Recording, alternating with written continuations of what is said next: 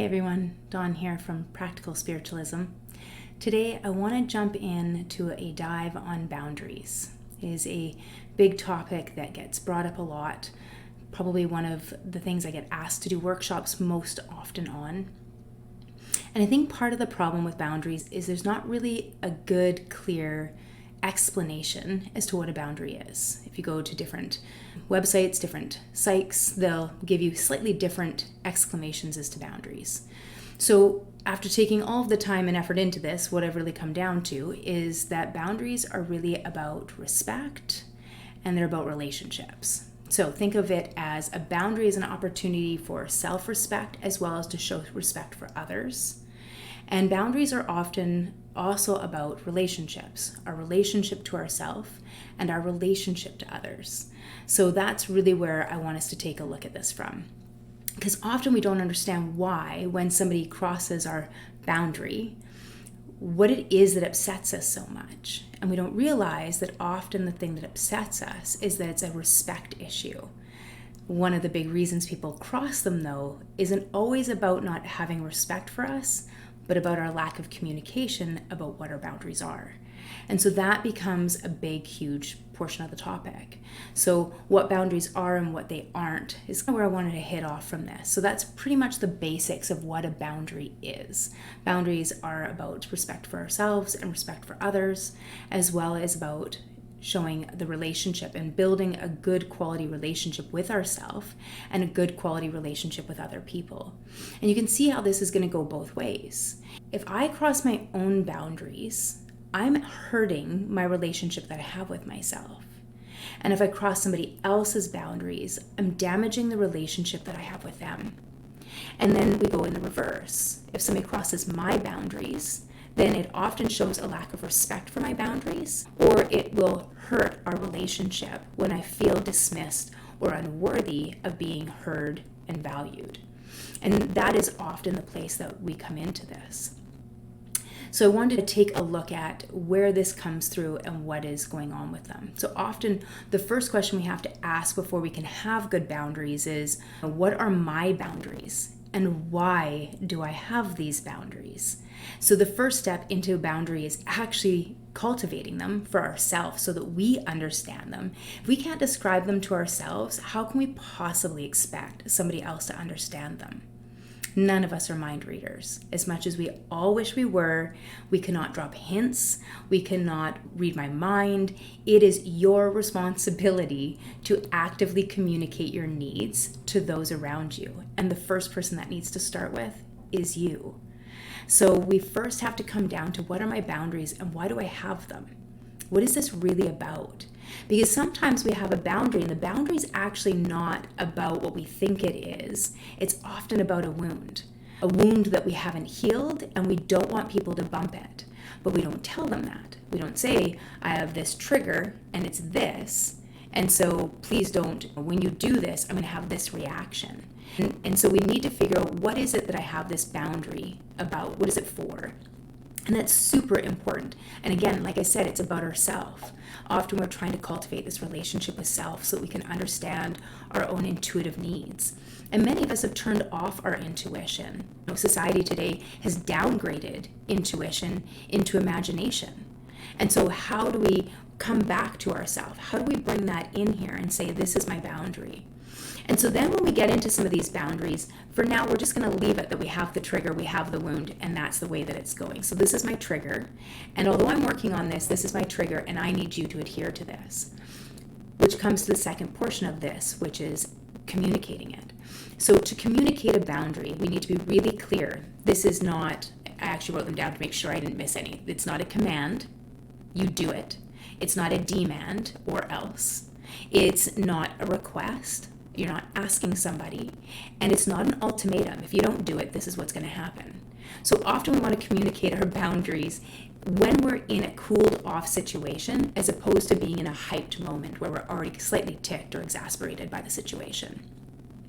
And think of this as the law of cause and effect. When this happens, this is going to be my response. So if you raise your voice and swear at me, I'm going to step away and leave the room or the space for 30 minutes. And then I'll come back and see if we can have a more respectful relationship or a more respectful discussion. That makes sense. So it's not an ultimatum. And often when we're giving it the first time, it can feel that way for the other person. They're going to go on a defense. And if it happens, it's not about that. This is about me and my needs and me holding on to my own boundaries. I can't tell you not to yell at me, and I can't tell you not to swear at me. You do you. But what I can do is me. And so when you behave like that, this is the reaction that you're going to get. That cause is going to get this effect. And that's really what we're looking at here. And this works for all sorts of things. Still a very touchy subject. We'll move in with COVID because everybody knows I love to stir the pot. So let's take a look at it from here. If you talk to me about vaccinations, I'm going to shut down the conversation, or because it's me, I'm going to ask you about the cleanliness of your genitalia. I have just as much business knowing that as you need to know about my medical choices. And so I'm going to create this really super clear boundary because our relationship is not based off of us having an agreed upon outcome. This is one of those things that we need to come into is what is my boundary and why do I have it? Well, one of the reasons maybe I would have that boundary, it's not one of mine, but if this is one of the boundaries that you have, it could be because it's a hurtful situation, it's a hurtful topic where a lot of people have been cast off the island. And so they don't want to talk about that. It feels dangerous and it feels extraordinarily vulnerable. They feel like they could be attacked because that's exactly what they were. And so they don't want to have that conversation. And so that can be a boundary that needs to be adhered to because it's a respect issue. Why would you ever want somebody to feel inferior? Why would you want somebody to feel like prey while you talk to them? What are you getting out of that conversation? And so when we're having boundaries, this is often the place that we're actually placing these boundaries, is so that we don't feel like prey, so that we don't sieve out all of our energy all around us to these other people when we're meant to cultivate it within this beautiful channel and direct it into the place that we are supposed to create. And that's one of the reasons for boundaries, is so that we can be self-contained. This is part of this is about our willpower. And so how can I come into that conversation in a really respectful way? And that's the importance of knowing why you have the boundary to begin with before you communicate the boundary with somebody else. If this person is not a person that you can trust with your boundary or the vulnerability, you may need to tweak your reasoning so that you can find it. But remember that the reason that you maybe are tweaking it is another trigger, another insecurity that we have that we need to work on and work on healing. We don't create boundaries to never heal our wounds. We create boundaries so that we're capable of healing our wounds in a safe environment.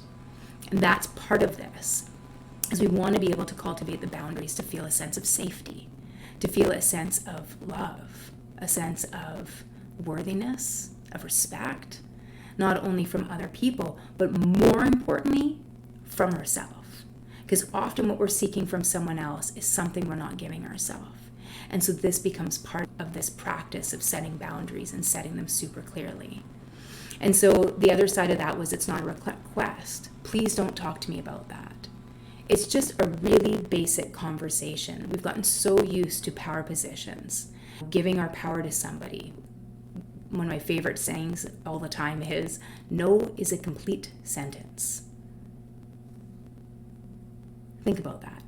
No is a complete sentence. You don't need to justify it. You don't need to quantify it. Would you like a bag for that today? No. And just smile. Same thing goes for our boundaries. We can just set the boundary when our heart's open and we're in a place of loving this other person so they're worthy of hearing our boundary. That's going to completely change the way that it's being received. The more we hold our heart open, it's hard. We're in a really vulnerable state.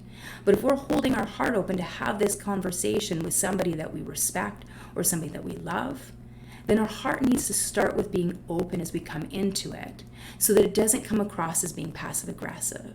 Instead, it's just going to come across as being loving, a great conversation, a place that we can start from. And yes, there's a high chance that some people in your world are going to have a problem with your boundaries. And that is totally okay, because that speaks of them and not of you. Somebody respecting your boundaries is a sign of love. Remember, I said it was relationships and respect. So that means somebody not respecting our boundaries is a sign of fear, because that's the opposite of love. There's either love or there's fear. Those are our two lineages that we move from. That is it. So those are the places that we come from. So if they're not respecting our boundaries, they're scared of something. Maybe they're scared of you changing and it changing the relationship. Maybe they're scared of you growing and not liking or loving them anymore. Maybe they've got their own unworthiness, their own insecurities. Whatever it is, it's still about them. Their behavior is not about you. Your behavior is about you. Their behavior is about them. Boundary. We don't take that stuff on. It's not our shit. And that becomes really important to remember. But we have this horrible tendency to do it because we're taught from children to please other people. We'll go into people pleasing in another time, but right now we're on these boundaries. So have the boundary and hold. Hold it because you are going to show yourself the love and respect that you hope other people are going to show you. That's the part that's vitally important. They're not rude. They're not selfish. I made these notes for myself to make sure I hit these points. So they're not rude. They're not selfish. They're not aggressive. So remember, we're coming at this in a time where we feel like our heart's open and I'm going to have this intimate conversation with you because you're worth having this conversation with. If this is a person that you barely know, you can just simply look at them and go, and then walk away. Or one of my favorites, I love that for you. Out. Like, you don't have to stay there ever, not even if it's a coworker. I love that for you. Your journey, man. I don't need to tell you how to behave. You're a grown-ass adult. You do it. And so that's the place that we come into this from. In your own language, in your own frequency, how are you going to communicate that? This is my line. This is my line. And by showing that line super clearly with people, then that line gets more and more respected because we give ourselves what we needed, which was respect. We gave ourselves what we needed, which was a relationship. We gave ourselves the intimacy, into me see, the intimacy with ourselves, so that we're able to cultivate these boundaries with those around us, our friends, our loved ones, our coworkers, whoever it is that needs to have these boundaries. And so for that reason, I wrote down without feeling guilty. We should never feel guilty about having boundaries because the boundaries were about teaching somebody how to love us and how we're going to receive that love in that relationship. If I don't tell you my boundaries and then I dislike you or I dislike your behavior and you have no idea what's going on, that's when maybe I should start feeling a titch guilty. I let you hang yourself. I never gave you an opportunity to win with me. And that's not really fair. So rather than feeling guilty for having boundaries, we should feel like when we set our boundaries and communicate them, we're showing somebody love and respect. Just like adhering to them is showing love and respect, so is setting them and sharing those boundaries with people. So there's not a need to feel guilty. Sometimes, yes, we're going to do something we don't want to do. We don't always want to help our friends move. But we love them, and so we're going to. As long as it's within your boundaries, you don't feel like you're being taken advantage of or any of these other pieces that come up. So making sure that those pieces are on par for yourself. And then I think that really is the biggest portion of this and then is coming back to it and starting again. So once we adhere one, it gets a little addictive. So we want to be able to just start creating boundaries on a regular basis in a way that allows us to feel loved and respected by ourselves, for ourselves, as well as for others. So I just want to thank you so much for joining me today on this journey towards self-sovereignty. Remember, you are your own healer. You are your own guru. That is the thing that I try to promote the most. I am a frequency facilitator, but I do not heal anybody. I support the journey of self-healing. As you take this step towards empowerment, if you found this video helpful, please give a thumbs up and share it with anybody who might need it. Don't forget to subscribe for more insights and for more inspiration, and please leave a comment below about your own experiences or any questions, because I'd actually really love to hear from you. I see the light in you. I do, and it is brilliant.